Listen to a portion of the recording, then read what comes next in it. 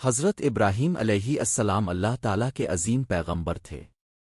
اللہ نے ان کی وفاداری اور اطاعت کو آزمانے کے لیے ایک خواب دکھایا جس میں وہ اپنے بیٹے حضرت اسماعیل علیہ السلام کو قربان کر رہے تھے۔ جب یہ خواب بار بار آنے لگا تو حضرت ابراہیم سمجھ گئے کہ یہ اللہ تعالیٰ کا حکم ہے۔ حضرت ابراہیم نے اپنے بیٹے حضرت اسماعیل سے بات کی اور کہا، بیٹا، میں نے خواب میں دیکھا ہے کہ میں تمہیں ذبح کر رہا ہوں، تمہاری کیا رائے ہے؟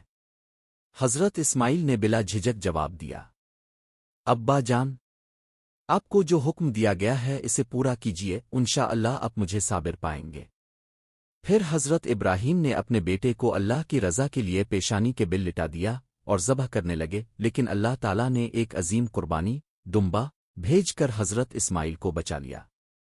اللہ تعالیٰ نے فرمایا، اے ابراہیم، تم نے خواب کو سچ کر دکھایا، ہم نیکی کرنے والوں کو ایسا ہی بدلہ دیتے ہیں۔